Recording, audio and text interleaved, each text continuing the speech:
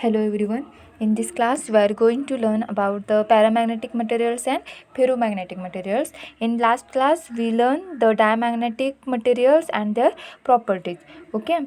In paramagnetic materials, due to the orbital and spin motion of the electrons, every atom possesses a net magnetic dipole moment, but it is very small. Normally, these dipole moments are randomly oriented due to the thermal vibrations of the molecules and cancel the effect of one another. Hence, the substance as a whole becomes unmagnetic. When these substances are placed in external magnetic field, the atomic dipole moment try to orient themselves in the direction of the external field and substance get weakly magnetized in the direction of external field. But such a magnetization is temporary, that is, substance becomes unmagnetic as soon as magnetizing field is removed.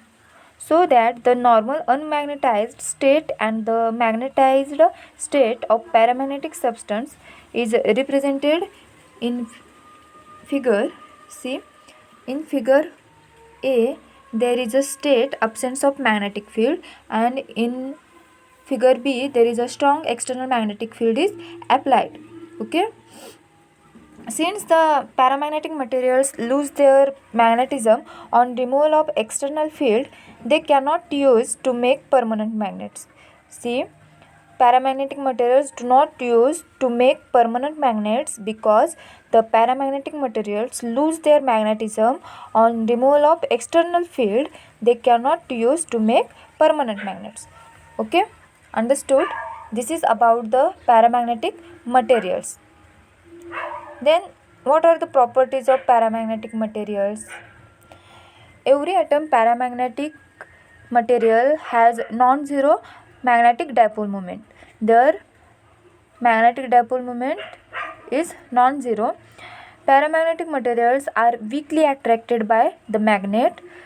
Permeability of the paramagnetic materials is slightly greater than the free space, that is, mu is greater than mu naught. Mu is greater than mu naught. The relative permeability is greater than 1. Relative permeability K is greater than 1.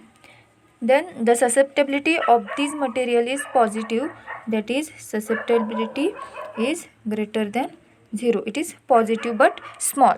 Permeability and the susceptibility of paramagnetic materials depends upon the temperature. The susceptibility increases with decrease in temperature, and at the particular temperature theta there is a sudden rise in susceptibility and substance becomes ferromagnetic. This temperature is called the Curie temperature. Understood? Permeability and susceptibility of the paramagnetic materials depends upon the temperature. The susceptibility increases with decrease in temperature, and at a particular temperature theta there is a sudden rise in susceptibility and substance becomes ferromagnetic. This temperature is called the Curie temperature. Then what is Curie law? Curie law states that the susceptibility of paramagnetic substance is inversely proportional to the absolute temperature, that is,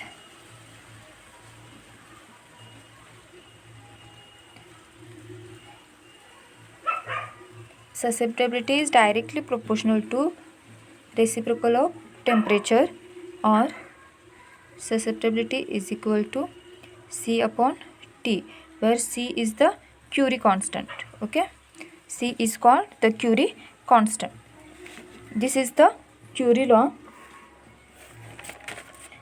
Then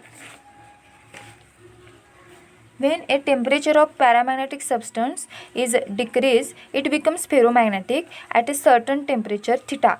This temperature is called Curie temperature.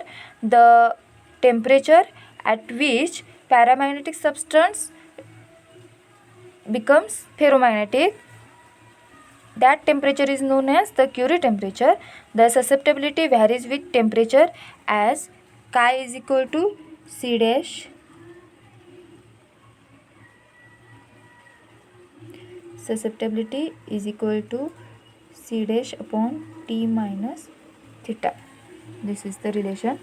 When paramagnetic substance is placed in an external magnetic field, the atomic dipole moment tends to align its axis parallel to the applied field and show the magnetic effects. As soon as external magnetic field is removed, atomic dipole moments again randomly oriented and the substance loses its magnetism. Okay, this is one of the property of paramagnetic substance. Then the next is paramagnetism is found in solids, liquids and gases. If a watch glass containing small quantity of paramagnetic liquid is placed on two dissimilar magnetic poles, the liquid shows an elevation in the middle.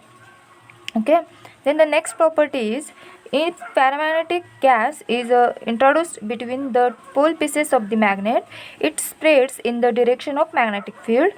Then the examples of paramagnetic substance are aluminum,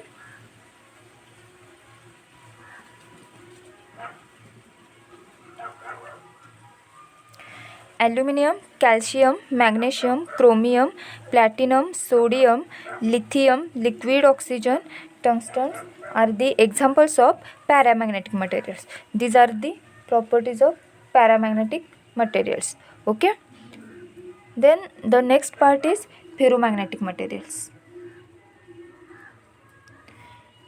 Ferromagnetism can be explained on the basis of the domain theory proposed by Weiss. Weiss proposed the domain theory for ferromagnetism. In ferromagnetic materials, the permanent atomic dipole moment have strong tendency to align themselves even without any external field.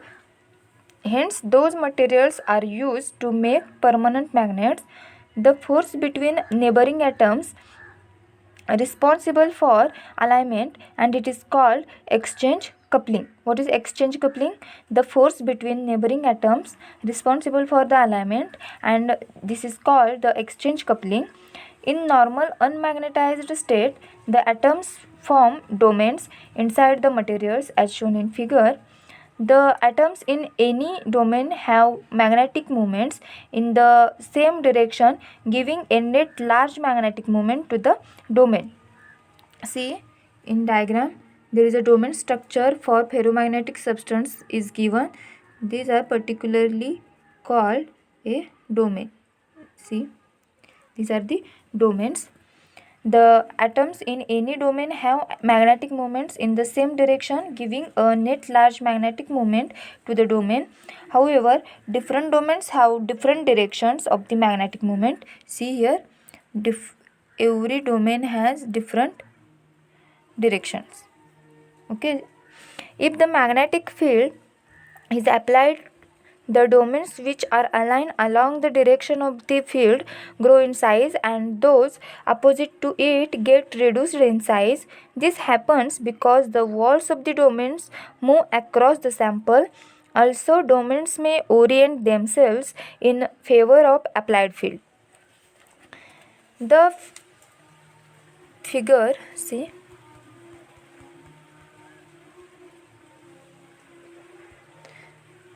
in this figure explains the process of domain growing and domain alignment. First figure is unmagnetized, second one is domain growing, in the domains are growing in state, then third is domain alignment. Because of the domain characteristics of the ferromagnetic material, even if a small magnetic field is applied, it gives rise to a larger magnetization. See, because of the domain characteristics of the ferromagnetic materials, even if a small magnetic field is applied, it gives a rise of larger magnetization. The resultant field is much larger than the applied field in such a materials. See, resultant field is much larger than the applied field for the ferromagnetic materials. Understood? This is regarding the ferromagnetic materials. Then what are the properties of the ferromagnetic materials? The atoms of the ferromagnetic materials forms a domain which possesses large magnetic dipole moment. The atoms of a ferromagnetic materials forms a domain which possess a large magnetic dipole moment. Then ferromagnetic materials are strongly attracted by a magnet. Ferromagnetic materials are strongly attracted by the magnet. permeability of the ferromagnetic material is much greater than the free space, that is mu is very greater than mu naught. Mu is very greater than mu naught. Then permeability, relative permeability K is very greater than 1. Very greater than 1. Susceptibility is positive.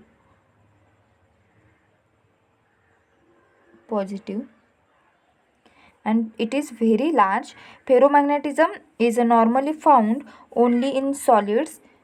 Ferromagnetisms are found only in solids. Then ferromagnetic materials get strongly magnetized when placed in external magnetic field. Examples: iron, cobalt and nickel. Iron, cobalt and nickel are the examples of ferromagnetic materials. In this way, we can learn about the diamagnetic materials, ferromagnetic materials and the paramagnetic materials. Okay. Here we completed this chapter. Thank you.